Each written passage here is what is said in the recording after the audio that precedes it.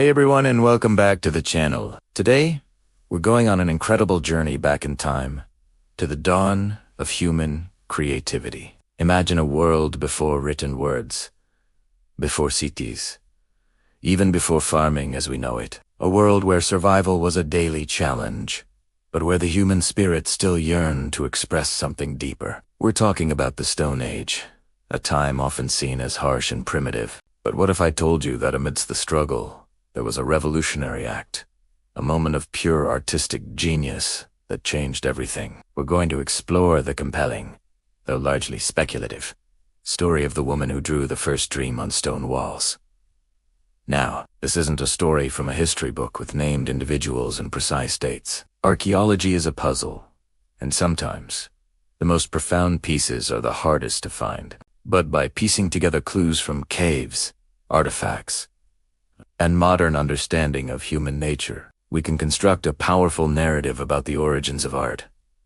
Think about it. The very first time someone intentionally created an image, not just for survival, but to capture an idea, a feeling, a dream. It's a mind-blowing concept. So, who was she, this pioneering artist? We don't have a name, of course. We don't have a photograph or a biography, but we can infer a lot about her world and her possible motivations. Picture this. It's tens of thousands of years ago. The landscape is wild, untamed. Our ancestors lived in small, nomadic groups, constantly moving with the seasons, following game, seeking shelter. Life was tough. Every day was about finding food, staying warm, and avoiding predators. There was little time for leisure, right? Or so we often assume. But human beings are inherently creative. We are storytellers, pattern seekers. Meaning, perhaps she was a gatherer, intimately familiar with the plants and colors of her environment. Or maybe a shaman, a spiritual leader, someone who saw the world through a different lens. Or simply a curious soul, observant and thoughtful, who found solace in the quiet moments. Whatever her role, she was connected to her community, to the rhythms of nature, and to the powerful, often frightening, forces of the natural world. Her daily life was a canvas of sensory input. The scent of damp earth, the roar of a distant animal, the warmth of a fire, the shimmer of light on a cave wall. Now, let's talk about the act itself. How does one even begin to draw on a stone wall?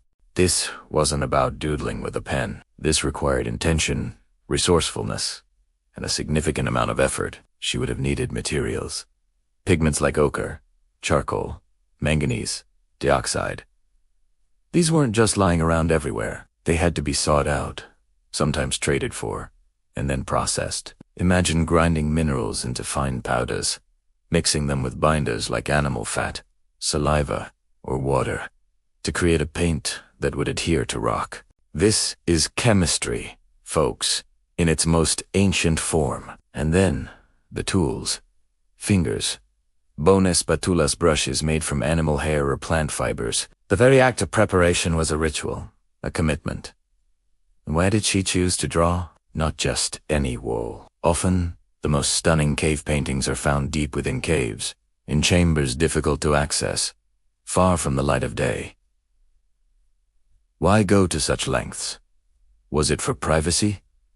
For sacredness? Perhaps these deep, dark spaces were seen as portals to another world, places where the veil between the physical and spiritual was thin. Imagine her, lit only by a flickering lamp made of animal fat, the shadows dancing around her, making the rock formations seem to come alive. The silence, broken only by her breath.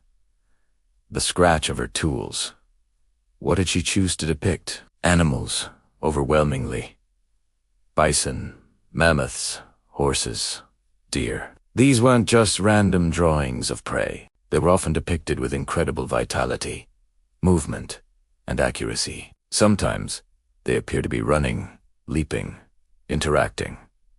Why these animals? Because they were central to survival, yes, but also because they embodied strength, beauty, and the mystery of the wild. They were partners in life, sources of food, clothing, and tools. They were also formidable, sometimes terrifying, beings. Perhaps these drawings were an attempt to understand them, to honor them, to gain power over them through sympathetic magic, or simply to express reverence for their existence. Bate Press Drew the First Dream implies something more than just realism. It suggests an inner world being projected onto the stone. What were these dreams? Were they actual dreams experienced during sleep?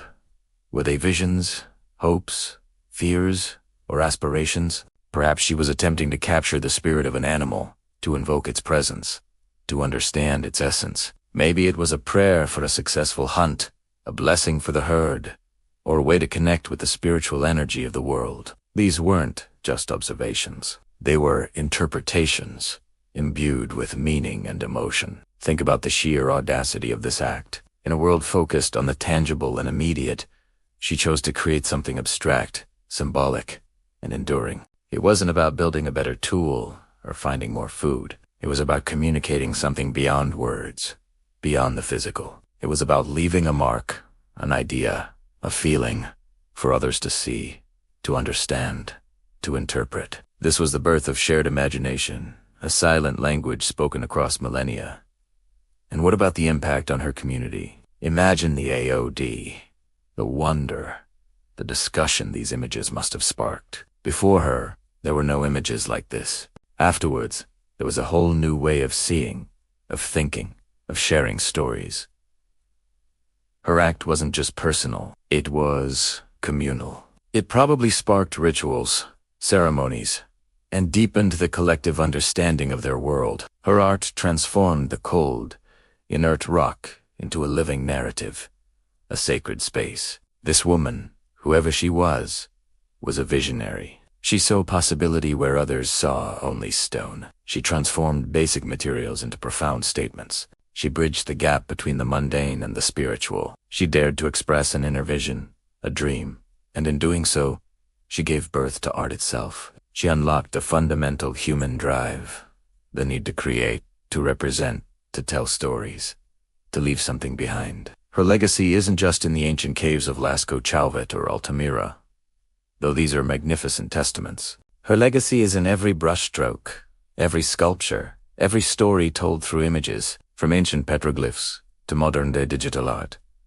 She set the stage for all visual communication that followed. She taught us that art is not a luxury, but a fundamental part of what makes us human. It's how we process our world, express our deepest selves, and connect with each other across time and space. So the next time you see a painting, a photograph, or even a doodle, take a moment to remember the woman who drew the first dream on stone walls. Her courage, her vision, and her profound act of creation laid the groundwork for all of us. She reminds us that even in the toughest times, the human spirit yearns to create, to dream, and to leave its mark. Thank you so much for joining me on this imaginative journey into the past. If you found this story as inspiring as I do, please hit that like button, share this video with your friends, and subscribe to the channel for more explorations into the fascinating history of humanity. Your support means the world. Until next time, keep dreaming and keep creating.